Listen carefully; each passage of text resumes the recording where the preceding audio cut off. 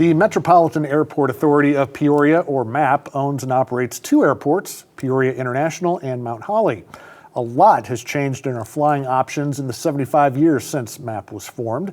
Gene Olson joins us. He is the Director of Airports for MAP, and a lot of that growth has come under your watch. Congratulations for that. Yeah, thank you. Before we get to specifics on MAP, and we want to talk about the history of the airport, since it's top of mind with a lot of people, I have to ask you about the federal government shutdown. Has that affected Peoria International Airport yet? It has not affected us yet. The TSA passenger screeners and the air traffic controllers are both federal employees. One works for DHS, the other works for FAA, and they've both been deemed essential workers, based on safety. So they are required to work even though they're not getting paid. So they've been showing up for work. They've been doing what they're supposed to do, and we have not seen even any glitches. I mean, I suppose you could get to a point where if not enough of them show up for work, you could see a slowdown. But so far that hasn't happened. And actually, I was talking with the TSA screening manager, and their attendance is actually a little better than average right now. Okay. So hats off to those people because they're working without pay. Yeah. Everybody anticipates that when the budget bill is finally passed that it will include back pay for them. But the longer this goes on, the more of a hardship it is for those folks. Oh, absolutely. And have you noticed, forget the government shutdown, we've heard about staffing shortages nationwide of just trying to get air traffic controllers because it's a difficult job, a stressful job. Have you had any of those issues? From my understanding, the tower is a little bit short-staffed, but it has not impacted operations. They're able to do what they need to do. I don't know the specifics since that's a federal agency and they don't actually work for me, but it's my understanding they're able to do workarounds and keep the operation going. All right, good. Well, let's hope that comes to a conclusion soon. And speaking of towers, we're going to talk about a new tower you all are building in just a little bit. But first, I was very interested in doing research on this, discovering that the Peoria Park District used to run the airport. That's right. The airport at its current location started in about 1932, and it was originally a private organization that started on just a very small patch of land. Then after about, 5 or 6 years, it kind of got to be more than what they could handle, so they turned it over to the Park District. Park District ran it from, I think, 1937 until 1950. And it's not unique in Illinois. Today there are actually a couple of airports that are run by park districts. Decatur comes to mind, and Canton comes to mind. There's probably more that I'm not thinking of, but it's not unusual, and it is a thing that is in the state's enabling legislation for park districts. So, but the airport authority was created, and I guess it took a while to get that going and get the legislation passed, but the airport authority was created and took over in 1950. Okay. And so we're a kind of a purpose-built organization that all we do is run airports. And the Park District, no aspersions against them, but an airport would have been one of the many things that they do. Sure. And I'm actually a former Peoria Park District employee. I was a lifeguard in their pool system back in the 70s. I don't know if I want any lifeguards running the airport. I'm just kidding. But that's got to be, they don't, obviously you're not going to have aviation experts back then working for the Park District. So, I'm sure they did the best they could, but not an ideal situation. I'm sure they would have had a professional airport staff and manager and so on. But again, it would have been the airport manager back then would have had people to report to, whereas in our case now, I report to a board, and that board is tasked solely with operating airports. Okay. Now, with the way MAP is run, is it run as more of is it supposed to be a money-making operation? Is it something that's here for the public's greater use? What is the mission there? Well, we're a bit of a strange bird because we're a governmental body. Our official classification is a municipal corporation. So we have a lot of the powers and responsibilities that a small city would have. And so we're essentially a governmental body, but we're expected to run like a business. Mm-hmm. So we don't necessarily try for a profit.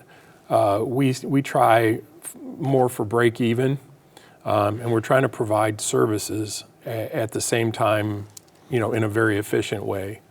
A lot of people don't really understand what we do as an airport authority, and they think that, that we're responsible for the airlines and for air traffic control and for TSA. The best way to think of those is as our tenants. So I compare us frequently to a shopping mall. When you go to the mall, you usually don't deal with the people who own the mall. You usually deal with their tenants, the sporting goods store, the department store, the specialty shops. And so when you come to the airport, you don't usually deal with us. You deal with our tenants, the airlines, and so on. The exception would be if you own your own airplane and you lease a hangar from us. So those people we do work directly with. Sure. How big of an economic engine is it for an area like ours to have an airport as big and as good as ours? Well, there's a couple things I could say to that. The first is that if you look at PIA, the number of people who work on that facility, on airport property, is 2,000 people, probably a little bit more than that. Now I'm counting the Air National Guard and the Army National Guard in that number. And then by contrast, the number that work for me for the airport authority is 36. So we do a lot with a little, but if all the employment on the airport was with one employer, we would be the 5th largest employer in Peoria County. Obviously we're not, because they work for trucking companies and logistics companies and the Army and the Air National Guard, different corporations that have aircraft at the airport, and then the airlines, TSA, FAA. There's a bunch of different employees, Byerly Aviation, which is what we call the fixed base operator, or FBO. There's the Bradley Flying Association is a very active flight school. And I think they used to maybe be affiliated with Bradley University, but they're not anymore. Mm-hmm. So it's a big economic generator. The other aspect of economic impact for us, if you look at, you go talk to a economic development site selector, and you ask them, okay, why did you put your factory or your facility in this location? They may or may not refer to an airport in that decision. But if you flip that coin on its other side and you ask, why didn't you put your facility in this location? The lack of an airport will always show up in the top 10. So that's really what the airport does in terms of economic impact for the region, is it provides access to the world. You can get on a plane in Peoria, and by the end of the day, you could be almost anywhere in the world. Mm-hmm. And it provides that kind of direct access, which is vital for, in today's connected world, it's vital for economic development.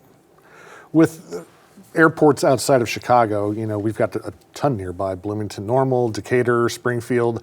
How do you compete with those airports in terms of, what do you have to do to get a passenger to go through your airport as opposed to those other ones? The biggest thing the passenger is going to look at is availability.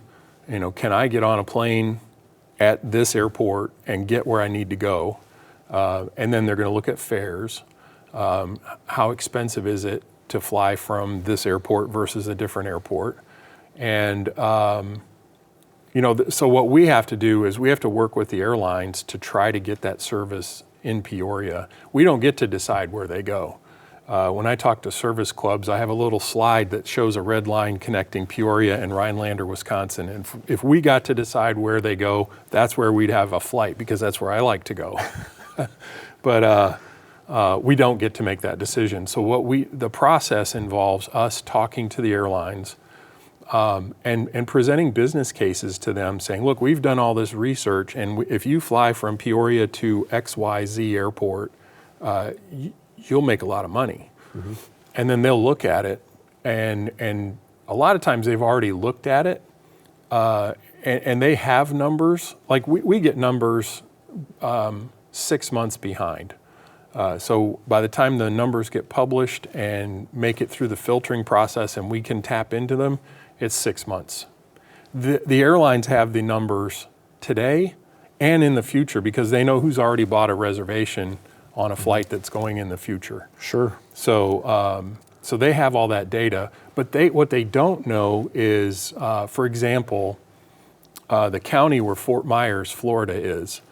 There are so many people from Peoria who own property in that county that their Chamber of Commerce has a Peoria Day. Really? So, or at least they used to. So we took that information and went to Allegiant Airlines and we said, look, there's all this demand for going to that section of Florida. Now, Allegiant doesn't serve Fort Myers, but they serve Punta Gorda right up the road. And so we were able to take that kind of demographic information that they didn't have and present it to them.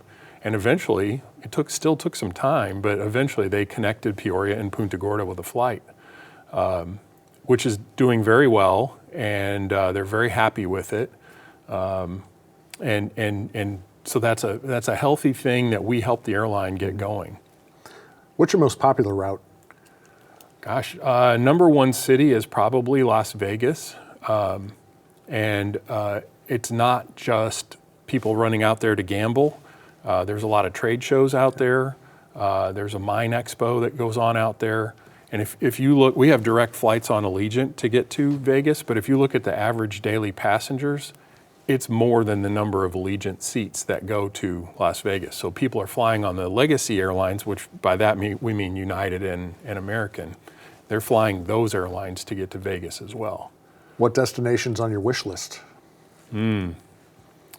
Aside from Rhinelander, no. We are always looking at different things that we think are going to help improve service. And I don't know that I can say a specific destination, but one of the things that is kind of high on our wish list is if you look at our reach to the East Coast, it's pretty good. You can get to the East Coast by O'Hare, by Charlotte, by Dallas even.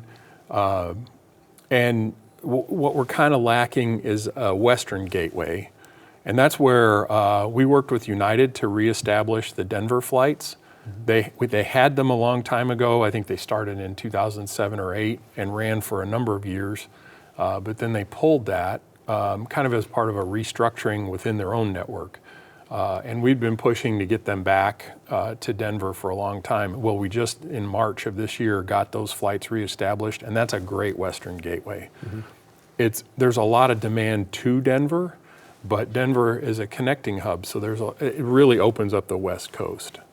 So I would say another West Coast destination and other things that connect to international services is high on our list. I was always curious why there's nothing going directly to the Northeast, New York, Philadelphia, Boston. Yeah, we looked at that, and we would love to see that. The problem is that the New York and Northeastern airports are all overcrowded. So when you talk to an airline about flying into Newark or LaGuardia or any of those places, they're already packed full. So what you're asking them to do is to take, our market isn't big enough to fly a 737 every day to those places. So what you're asking them to do is take a 737 out of a slot and put in a 76-seater, which they don't really want to do that because they'd rather fill that with a bigger airplane. Sure. So that's the challenge there. It's not out of the cards forever, and especially with we'll talk about history probably in a little bit. With deregulation, it's really easy for new entrants to come into the market. So you might see a pop-up airline that wants to do that, but it's the capacity issue of those airports. you can still get there. You can go to O'Hare and fly over. You can go to Charlotte and fly up. Those are all, that's the beauty of connecting flights, is that once you go to the hub, you can go just about anywhere. Sure. Let's talk about a little bit of the history of the airport, because when it started off, very small, obviously, and it's grown exponentially. Yeah. How do you attribute that growth? Well, some of it is technology and time. I mean, the airport started with 4 shale runways, when I started here at Peoria, we had a shuttle driver who was a longtime employee of Byerly, and he remembered the shale runways. He'd been here back then. But as technology changes, we have a historical photograph in our entrance hallway of a Stinson trimotor sitting on the pad. The rest of the airfield was grass and shale, and there was one paved pad in front of the terminal building for the airplanes to park on. And that was a Stinson trimotor. I mean, Stinson isn't even in business anymore. And some people might have heard of Ford trimotors. That was a high wing. They called it the Tin Goose because it was made out of corrugated aluminum. And I think the cruise speed on those was maybe 70 miles an hour. Wow. And that's how American basically built out their system. There used to be a transcontinental route where you would fly during the day, and then at night they would land and they'd put you on a train to another airport, and then you would get on that airplane and fly during the next day. And now, hopping from coast to coast is a matter of hours in a jet. So as the technology improved with aircraft, then the facility improved and the offerings improved. Mm-hmm. Back in the 1950s, we would have maybe 30 to 50,000 passengers a year for the whole year. And now if we have a month that's under 60,000 passengers, that's kind of a lackluster month. Sure. So what are you looking at for a whole year? What's like last year? What did you have? We were very close. I think our record was 689,000 passengers, and last year we had 687,000. So that's still on that recovery path from COVID. Like I said, we're running about 20% ahead. I don't want to pick a number because I don't want to jinx us, but I think we are going to break a record this year. With all the growing that the airport's done, tell me a little bit about some of the growing pains that you all may have had in terms of, again, getting airlines in here, making sure planes are on time, having enough staff, things like that. What have you seen over the years? Well, I'd say one of the biggest challenges has been regulation. If you go back to the late 70s, that was during the period of the Civil Aeronautics Board. So there was a government body that if an airline wanted to serve 2 communities, you had to go to the CAB and get approval from them. And in the late 70s, we had Continental Airlines back then, and they had, the understanding I have is they had like 5 proposals for route service from Peoria to different cities that were in front of the Civil Aeronautics Board that never got ruled on. The CAB just never issued a ruling to say yes or no. They were so kind of bureaucratically backlogged. And then in 1978, the Airline Deregulation Act was passed, which Peoria was a big proponent of that because we'd had the issues with the Civil Aeronautics Board and we wanted to see Peoria grow.